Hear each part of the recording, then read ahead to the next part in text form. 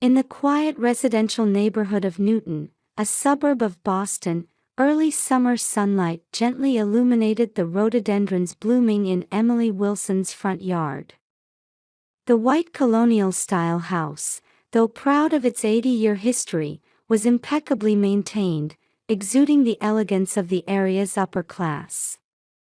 Since losing her husband 3 years ago, Emily had been living a quiet life here with her 12-year-old son, Jacob. On this Sunday afternoon, Emily was busy preparing lunch in her spacious kitchen. In her island kitchen, equipped with Williams-Sonoma cookware arranged in perfect order, she skillfully prepared lobster Benedict. Jacob, having finished his homework, was relaxing in the living room. His profile, so similar to his father's, made Emily's heart tighten with nostalgia for a moment. The doorbell rang, and Patricia and Lindsay arrived. "Sorry we're late," Lindsay said as she pulled her fiancé Michael in with her. Patricia was dressed in a high-end designer dress, looking more elegant than usual. Her straight posture reflected the refinement cultivated in Boston's high society. "Michael, thank you for coming today," Emily welcomed him warmly. A rising star cardiac surgeon at Massachusetts General Hospital, he acknowledged her with a modest smile. Beside him, Lindsay beamed proudly. She, a nurse, had met Michael during an emergency surgery. As the meal began, conversation naturally turned to wedding preparations for the ceremony 2 weeks away. The grand ballroom at the Four Seasons Hotel Boston. A guest list exceeding 200 people. A $500,000 budget. As the details became more concrete, Emily didn't miss the subtle clouding of Patricia's expression. The scale of the wedding clearly exceeded the family's financial means. "Lindsay, what about your new home?" Patricia suddenly brought up. "We're looking at properties in Beacon Hill." As Lindsay spoke, Patricia nodded with satisfaction, saying, "Yes, that area would be suitable." Everyone knew these properties were beyond the young couple's combined salaries. Emily quietly sipped her tea. She wanted to avoid the topic of her late husband's estate management.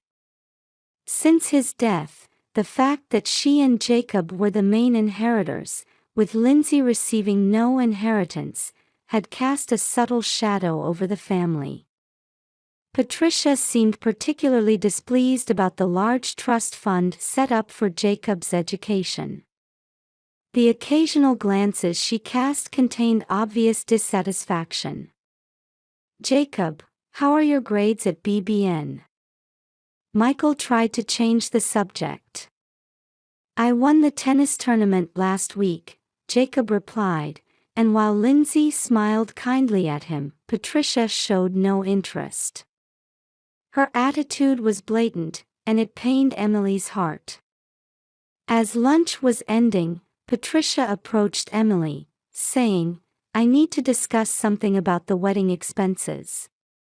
Emily keenly sensed the tension in her voice.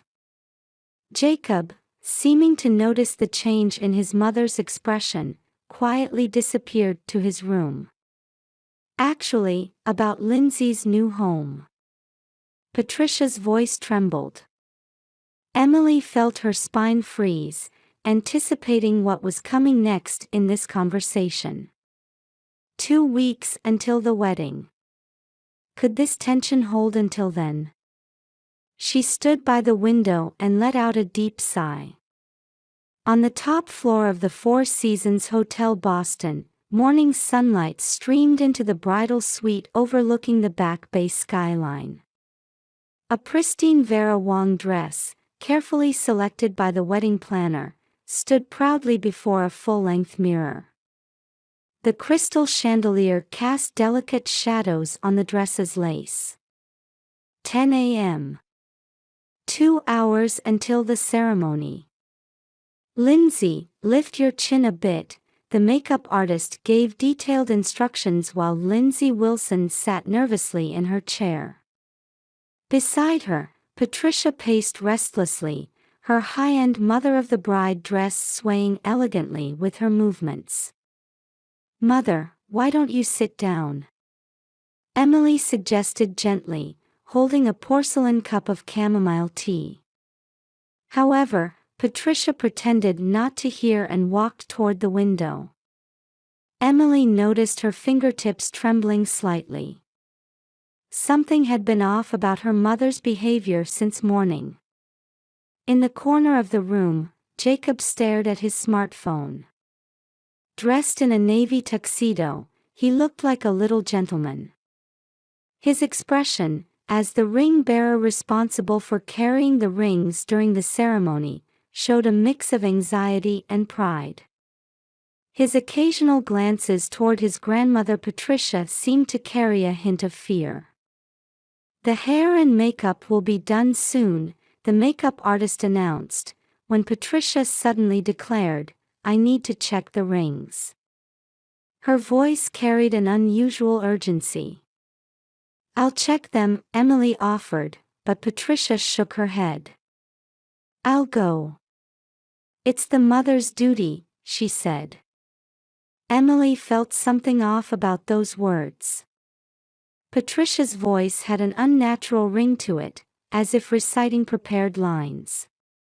30 minutes later, the room erupted in sudden chaos. The sunlight streaming through the windows seemed to heighten the tension in the room. "The rings are missing." Patricia's scream echoed through the room. "They were right here just now." Her voice reverberated off the walls, amplifying the anxiety. The color drained from Lindsay's face. "What do you mean?" "Search for them." Her face stood out pale against her white dress. The wedding planner responded quickly, calling hotel security. The search of the suite began. Under cushions, in dress boxes, on the dresser scattered with cosmetics. Even in expensive accessory cases, thoroughly but finding nothing. "Jacob, do you know anything about this?" Patricia's voice suddenly turned sharp.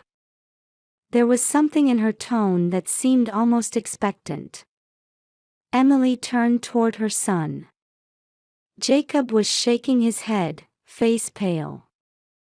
"I saw Jacob lurking around the dresser earlier," Patricia's voice carried conviction. Her gaze was as sharp as a hunting dog cornering its prey. "That's not true." "I didn't do anything." Jacob's voice trembled. It was a voice filled with fear, like when his father had been on his deathbed. Then Patricia's eyes caught something. Jacob's tuxedo pocket was slightly bulging. The air in the room seemed to freeze instantly. In that moment, Patricia's hand came down with a sharp sound. Her pearl bracelet caught the light.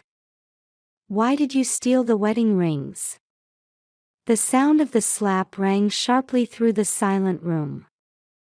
Jacob's cheek turned bright red. Patricia mercilessly reached into the boy's pocket and pulled out a small jewelry box. The blue velvet box cast an ominous gleam in the morning light. "I didn't do anything. Please believe me." Jacob cried out through tears. But no one listened to his voice. His cries seemed to be absorbed into the luxurious room's ceiling. Emily snapped back to her senses and stood between her son and Patricia. "What are you doing?" Her voice carried the fierceness of a mother protecting her young. But Patricia had already opened the jewelry box. Inside, sure enough, lay the platinum wedding rings. The morning sun caught them, scattering platinum gleams throughout the room. "Look, Emily. See what your son has done." Patricia's voice was ice cold. Behind her eyes lurked something almost triumphant.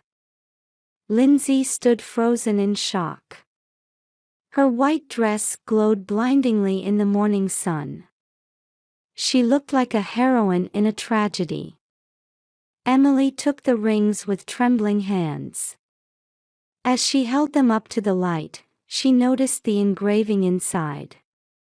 These rings, said to be worth $30,000, felt strangely light. At that moment, the room fell silent again. Outside the window, birds could be heard chirping. Emily's expression changed. "This is..." Her eyes shone as if discovering the truth. But her words were interrupted by security staff entering suddenly. "Is there a problem?" A stern-looking uniformed man entered the room, radiating tension. The confusion reached its peak.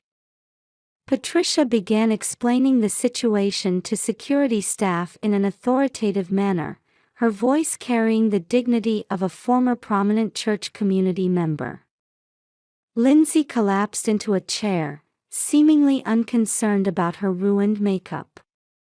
Michael had rushed to the room but stood frozen, unable to comprehend the situation. And in the corner of the suite, Jacob trembled with sobs. While embracing her son, Emily desperately considered the meaning of the engraving inside the rings. An hour had passed since they moved to a different room. A heavy atmosphere filled the executive suite's sitting room. Lindsay, still in her wedding dress, sat on the cream-colored sofa, covering her tear-stained face with both hands. Beside her, her fiancé Michael silently comforted her with a hand on her shoulder. "Let me first summarize the situation," the hotel's security manager began in a calm voice. "The wedding rings were discovered in young Mr. Wilson's pocket," he continued, checking his notes. "However, Jacob denies any involvement." "Denies?" "The evidence is clear," Patricia shot back sharply. She stood by the window, looking down at the Back Bay skyline. Her posture was full of dignity, like a witness testifying in court.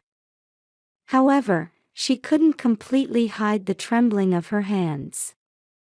In the corner of the room, Emily held her son.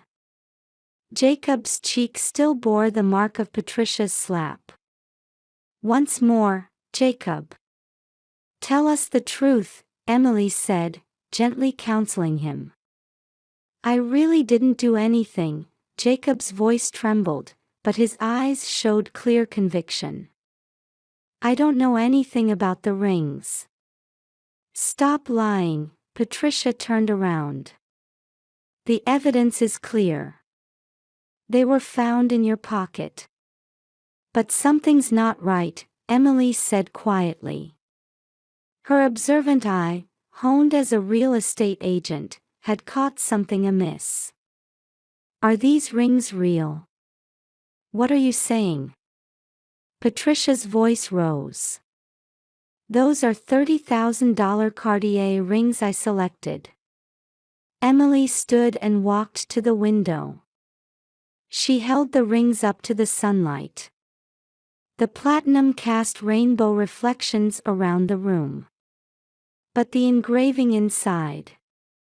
Just then, Michael suddenly leaned forward. His sharp surgeon's eye had caught something. "Excuse me." He took the rings from Emily and pulled out his reading glasses. With the precise fingers he used for surgical instruments, he carefully examined the rings. "This is..." Michael's expression changed. Suddenly, there was a knock at the door. "The security camera footage is ready," a young staff member announced. A large monitor was brought in, and the surveillance footage began playing. Lindsay looked up. Her white dress cast an unnatural glow under the fluorescent lights. The footage showed the bridal suite around 9:30 a.m. Patricia entered the room and moved toward the dresser. And then... "Wait," Emily spoke up. "Play that part again." The footage rewound. Patricia's unnatural movements were clearly captured. "Mother," Lindsay's voice trembled. "What did you?" Patricia's face turned pale. This is a misunderstanding." But her voice had lost its certainty. Emily took the rings again. This time, she examined the inside more carefully. Checking the engraving, testing the weight, observing how they caught the light. And then... "These aren't real Cartier rings." The room's atmosphere froze instantly. "Emily, what are you saying?" Patricia's voice rose. "I chose those rings. I spent $30,000. "No," Michael said in a calm voice. "These are imitations. My mother is a jeweler, so I can tell immediately. Real Cartier engravings are more delicate." Lindsay stood up. Her white dress swayed in the light. "What does this mean?" Patricia's lips trembled. I. Just then, Emily's phone rang. It was from a pawn shop in downtown Boston. Emily put it on speaker. The voice that broke the silence in the room: "Regarding Mrs. Wilson's pawned rings, we need to confirm the $20,000 arrangement for today." Patricia suddenly interrupted the call. "Stop." Her voice had completely lost its previous dignity. She collapsed there, still wearing her designer two-piece suit. Lindsay tried to rush to her, but stumbled. Her pure white wedding dress caught the afternoon light, gleaming brilliantly for a moment. Emily approached Patricia slowly, letting out a deep sigh. "Would you please tell us everything?" Her voice carried no accusation, only warmth and understanding. "I had no choice," Patricia's voice trembled. "I needed the down payment for Lindsay's new house." She looked up. Her eyes revealed years of hidden anguish. "I thought I could pawn the $30,000 rings for $20,000 and replace them with fakes. I thought I could switch them back after the ceremony." "So you tried to frame Jacob?" Emily's voice turned cold. "No." Patricia desperately denied. "I put them in his pocket temporarily, hoping it would trigger a review of the estate management." Her words faded into the room's air. Michael quietly stood up. "I understand," he said, touching his engagement ring. "I've seen it at my family's jewelry store. How attachment to valuable things can sometimes drive people to desperate measures." "But Mother," Lindsay's voice trembled. "Why didn't you talk to me about it?" Patricia looked up. Her makeup was smeared, tear tracks on her cheeks. "I thought it was for your happiness. A prime location in Beacon Hill, a lifestyle that wouldn't be inferior to Michael's family." "Nobody asked for that," Michael said gently. "What I love is Lindsay as a person, not where she lives or what she owns." At those words, Patricia's shoulders shook violently. "Grandma," Jacob suddenly spoke up. The boy who had been quietly watching from the corner slowly approached Patricia. "Do you hate me?" Patricia caught her breath. "Jacob." I. She stumbled over her words. The mark of her slap was still visible on the boy's cheek before her. I'm sorry. I'm truly sorry. Emily placed a hand on her son's shoulder. Mother, the real issue isn't about the rings, is it? Patricia pressed a handkerchief to her eyes. Everything started going wrong from that day. Her voice was thin but carried definite emotion. When my dear son died. It's been 3 years since father passed, Emily said quietly. I know you were unhappy with the estate distribution. But that was my husband's wish. That's not it. Patricia cried out. It's not about the inheritance. I. She forced out the words. I was lonely.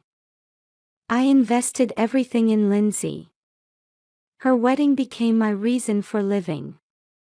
Lindsay slowly knelt before her mother. Mom, I'm right here.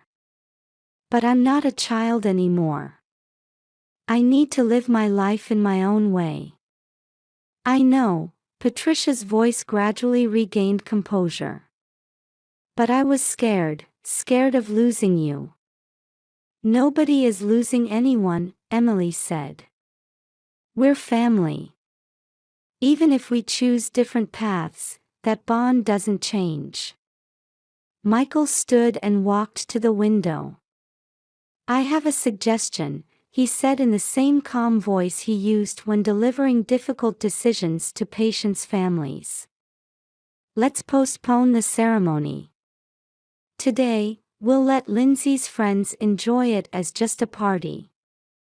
The real ceremony can happen when we're truly ready to be a family. That's perfect, Lindsay nodded. There was no more hesitation in her eyes. Then what about these? Emily held up the fake rings. Let's return them, Patricia said quietly.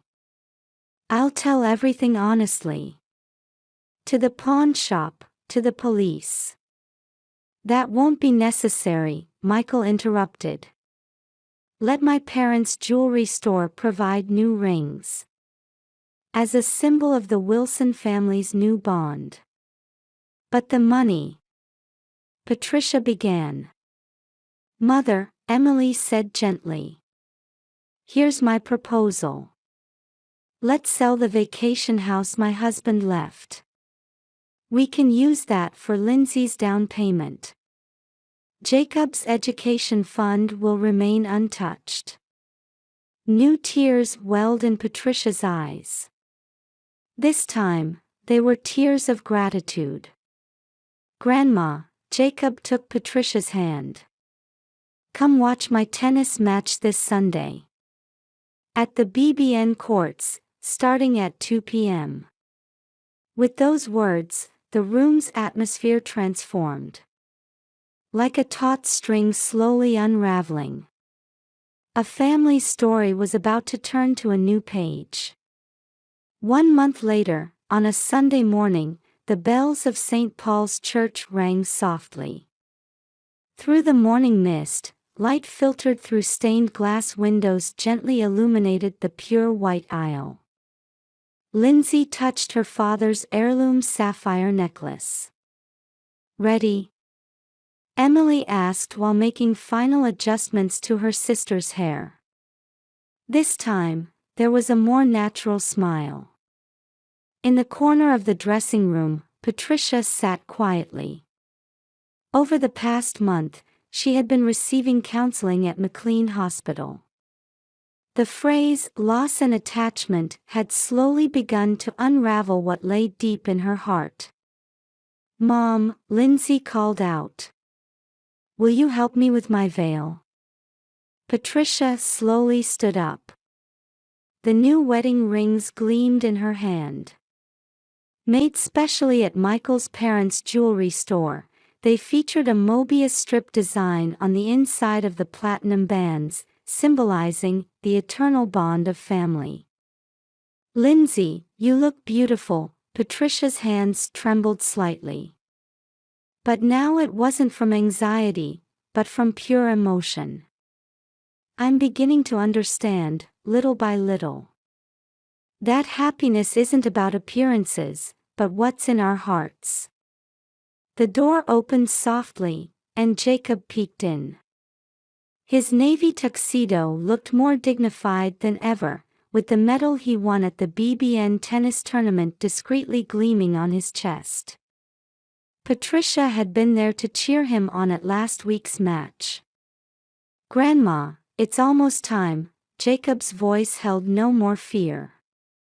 Emily stood by the window, looking outside.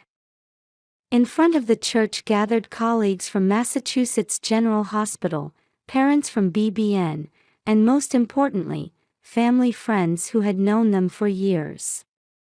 This time, they came bearing genuine blessings, not just for show or appearances. Just before the ceremony began, Patricia embraced Lindsay and Emily. "I'm sorry. And thank you," tears rolled down her cheeks. "You are my pride."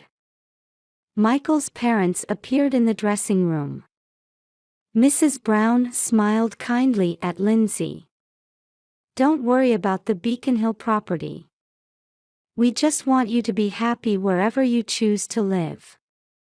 Their new home had been decided on, a quiet residential street in Jamaica Plain, not far from Emily's house. It was a small house with a garden, chosen together by Lindsay and Michael. The funds from the sold vacation house would help with the down payment. "Is everyone ready?" The wedding planner began final checks. Lindsay took a deep breath. "I'm so happy right now," she said, looking around at her family. "This is the wedding I wanted. Not one of pretense and decoration, but one surrounded by real love." Patricia nodded quietly at her daughter's words. A new light shone on her profile. The counseling would continue. But for her, it had become a journey to rediscover herself. Every Thursday after her session, she would invariably stop by Emily's house, and 3 generations would share dinner together. This new routine had been healing her heart. "Let's go," Emily opened the door. The pipe organ music had begun flowing through the hallway. Jacob proudly stood straight, carefully holding the precious rings in both hands. This time, real rings symbolized real love. On the aisle, Michael waited with a warm smile for his bride. What reflected in his eyes was not the white dress, but Lindsay herself as a person. Sunlight filled the church, and the stained glass painted rainbow colors on the floor. A new family story was about to take its first sure step forward. After the ceremony, Patricia sat alone on a bench in the church garden. The spring sunlight illuminated the blooming magnolias. She quietly closed her eyes and offered a prayer to her late husband. "Can you see us? We've finally become a real family." A gentle breeze blew, scattering magnolia petals. One petal softly landed on Patricia's lap, like a blessing from heaven.